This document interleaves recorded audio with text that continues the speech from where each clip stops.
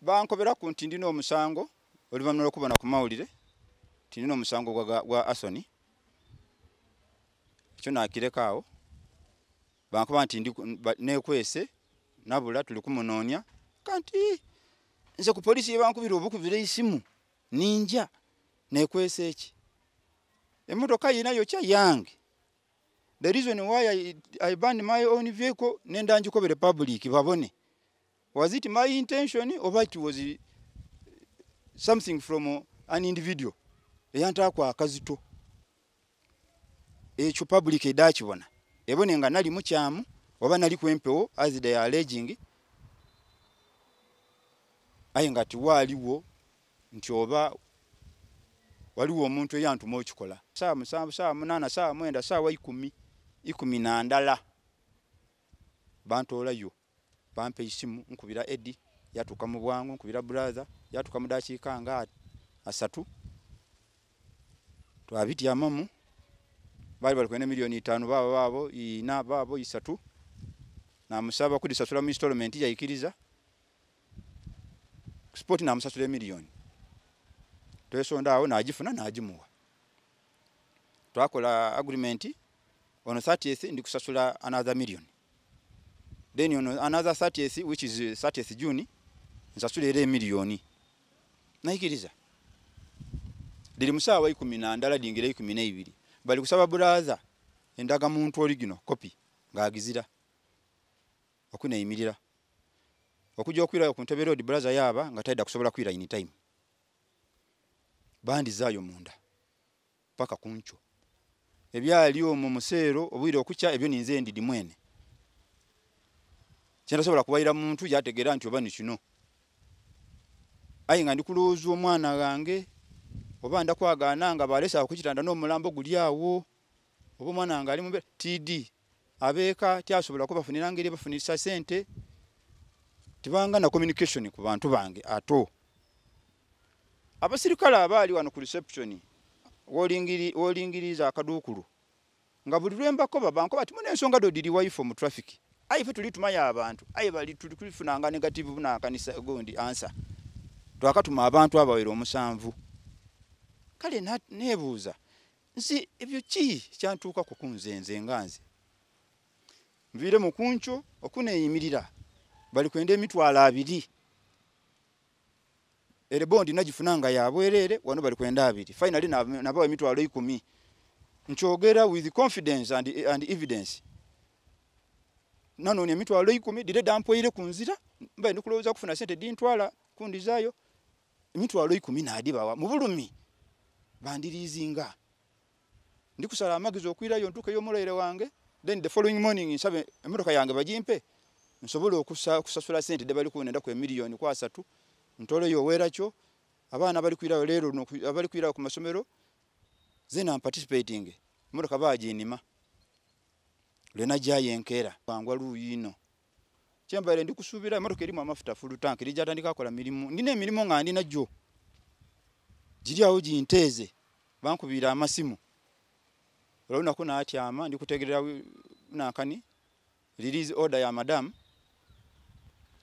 ayenga buli sawa eri kumbitako ninze ndide ekiri kuntuka ku mubiri gwange ona ko lwo kusatu ndikutegerera isimu nayagana ni osi wali kungira na mukolanti yankoba atirindaku ona ko olwokuna motoka lo yayirako ngatika alinze ayinga ndiku abantu ebintu bibamala baye tempewo baye tachi ayinga it was depression ngandi ndina akazito kendi kuulira ngandi kwabika era nenda kubera omuntu ali eyo nti sudi nzira kyenkozesa ku mutwe nzira kwandoga nga babakira eminga nti ababoneka abacholi ali niche yabakola nzira mucholi atali mukwano gwange mbabere mu myaka 16 ezira kye bali bankoze ezira irugo abyo bya kumulimo abamulimo nabamutambulira ku nothing. That was depression nafuna overloading ya stress ya bulikika emotoka eyo ya yochebwa ayinga ali jocha tali mu mind side dabulido ayinga ndi totally depressed abwe ndi kusaba mbaye ndi kusaba MP bange baveyo ba RDC bange banwanirire kumbeera yembaire muba yendi mukayi okutandiza ku misango kayinga ate nizo gobali azamanya nsaba obuyambi obwa buli kika nze tidda kuvunaana police as an entity nzira busobozi emotoka yange bo bene banabona ensobi yaibwe it's up to them kube ye motoka yabeere yamba abantu bangi first of all my family abenganda dange era mbetondera abali bali nena akanye subi tulini mukwano muganda waifa ali ne motoka kuchika abana bange abakazi second beneficiary motoka eyo URA yabarefuna mu musolo awo yali yakabali mipire na emiyaka URA nkaka yali agifunye ku musolo yabaire eno amafuta lita 7 okuva yeva okuje Kampala yabaire tambula kumpi lunako lita 7 edo URA yabaire edifuna ku musolo yabaire ku road license URA yagifuna ku musolo eyange driving license URA yagifuna ku musolo esubi ndakuba nayo emotoka eyo Katonda ne yagimpa mukukola kwange najanga nkola nafuna emotoka ino soko okugula mena agule emotoka eyo era Katonda gange nga bwaka ali omulamu nkakasa era dda kumpa nga bwe musaba dda kundirizawo kuba kuno nize go bali azamanya singa nize nali ndi azamaniza tiyandi ndirizawo aye nkakasa dda kundirizawo emotoka nakola nkole era mbaire nga nakabanda akasigala yo katono nga ndi kamalizira ndi shuwa ndakamaliriza aye nga yange aye nga bali bagifuna mu ni police yene eyo yali egifuna mu motoka yo mbaire ntero kufuna special hires ola alikwenda mu rashinga ku na kan kukisawe navuga high speed ban charging over speed 200 na disasula police yabaire funa mu ebirisi bya over speed ekyo babere bakinkuba ino kubanze ntero kulumusa abantu ba special alikuja kukisawe ayenda mu aka speed wagwa mu speed detectors police yone baire funa mu overload overtaking na basasula era wevirire munsi ebaire zira kirisiti ni banonya mu record ate balenga mu record yabaire sasula babire bona bafunamu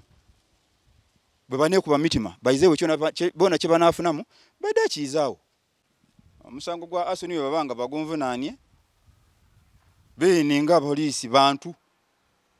bada kweringamu babone mistake yaliga ensobi yali yange bavunane asoni bwe babanabo nange ensobi bene staff member waibwe ne yali ku ensobi baidabo nanga asoni tinaje yendera era bayinzo butajintako ngabwe mbasubira kuba bali basada ba intelligent bali na magezi ayibo kinabaawo ndakigumira nga bamweta Florence oba Ekado ye osikanyanya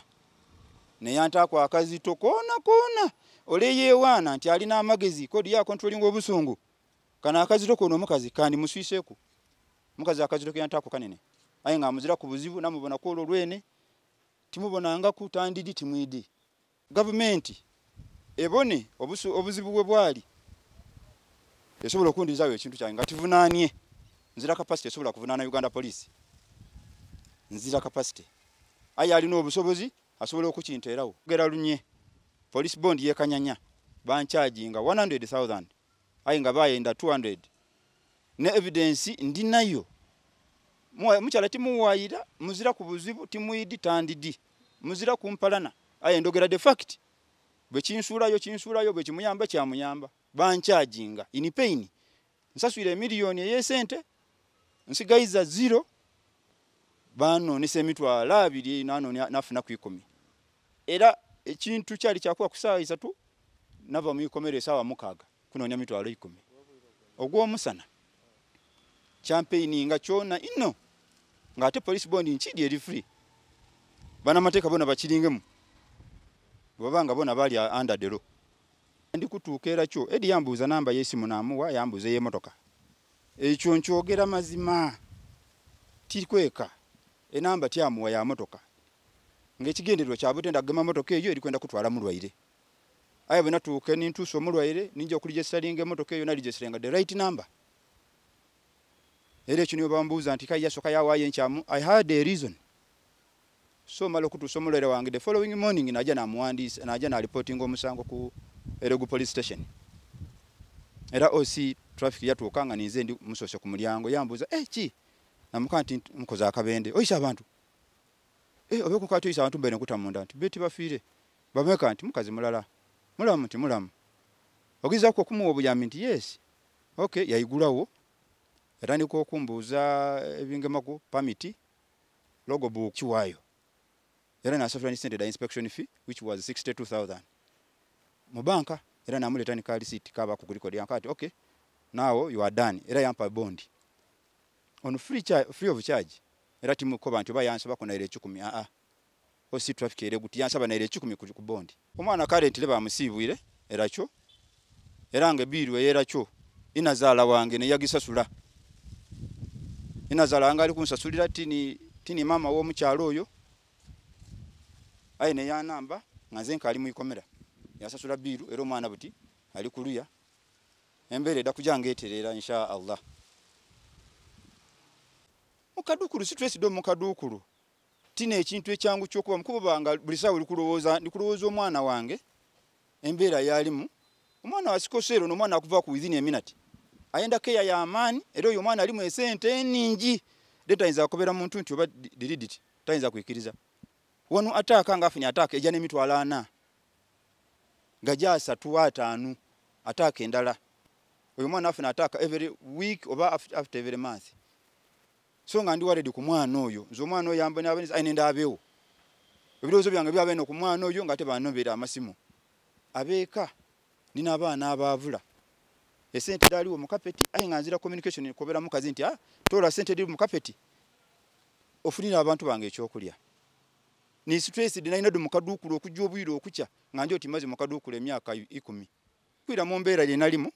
okuva linava mu mbeera ye nalimo kubeere yalinga tyalinze nga sudi ayo oluvainuma ngamaze okufuna edagali ena abeera ifedi ekigalabu nindira mu mbeera yendi mu biti ndi kwogereramu yenta alimu by that moment kuba walenga ni bonkoba nti obe motoka yiye eri kusalengira eri kuida tulera tisoba na kujivira tionkobera tonza na kunkobera ekyo ngani monko anti oba kino kiyo ba iziranga kiza kunkobera kinyinza kutya kusawe eyo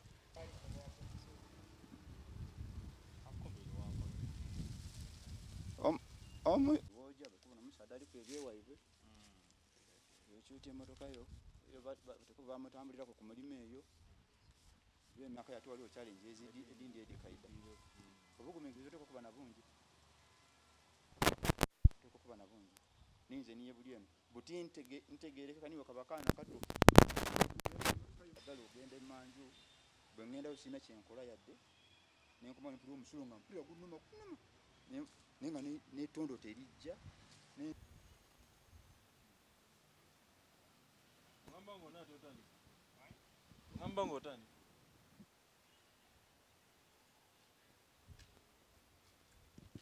agenda kwata ajja kumpa kati tujja kwogera nabyo ebyo